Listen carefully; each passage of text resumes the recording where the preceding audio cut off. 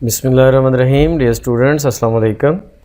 आज हमारा topic discussion है active voice and passive voice. Special cases आजकल हम पढ़ रहे हैं, तो स्पेशल केस नंबर 2 जो कि इम्पेरेटिव सेंटेंसेस के बारे में है, उसके बारे में आज हम कुछ बातें डिस्कस करेंगे। इम्पेरेटिव सेंटेंस वो होता है कि जिसमें कोई भी ऑर्डर, रिक्वेस्ट, एडवाइस वगैरह शो होती है, सजेशन भी हो सकती है, इसमें कोई कमांड वगैरह।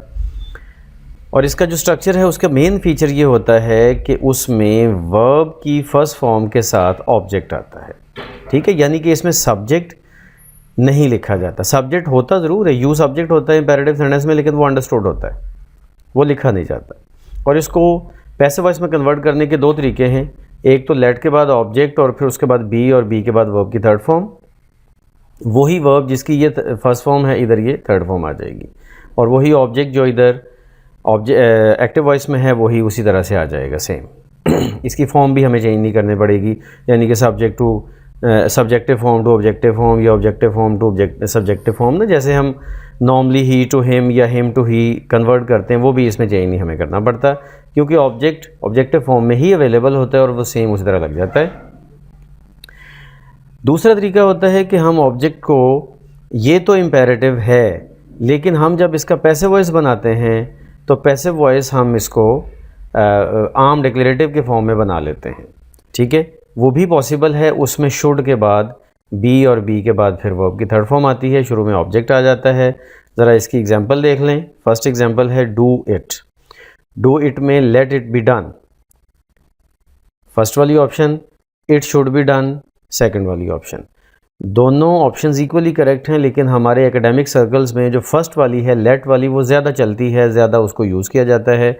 लेकिन हम ये नहीं कह सकते कि इसमें कोई एक इनकरेक्ट है या एक ज़्यादा करेक्ट है और एक कम करेक्ट है।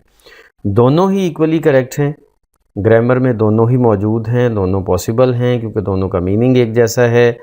और दोनों में जो पैसिव वॉइस, असल जो पैसिव वॉइस होता है ना इम्पेरेटिव का, वो बी प्लस थर्ड फॉर्म होता है, और बी प्लस थर्ड फॉर्म इसमें भी है, बी प्लस थर्ड फॉर्म इसमें भी है। तो इसलिए दोनों ही इक्वली करेक्ट हैं, लेकिन हमारे एकेडमिक सर्कल्स में ये पहले वाला ज़्यादा यूज़ किया जाता है। तो इसलिए सजेस्ट आपको मैं यही करता हूँ कि अगर किसी एग्ज़ाम में आपने ख़ुद से करना हो तो आप लेट वाला करें, और अगर आपको किया कराया मिले, यानी कि आपने ऑप्शंस में से क्लिक करना है, यानी कि एमसीक्यूज़ को आपने फेस करना है, तो फिर दोनों में से जो भी हो वो करेक्ट होता है। ये दोनों कभी भी ऑप्शन में नहीं आ सकते। एक और एग्जांपल आप देख लें, नॉट के साथ है, वो भी क्लियर हो जाएगी।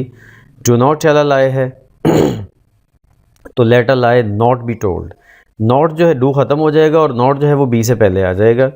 इसी तरह से सेकंड में भी, सेकंड ऑप्शन जो है, अ लाई शुड नॉट बी टोल्ड।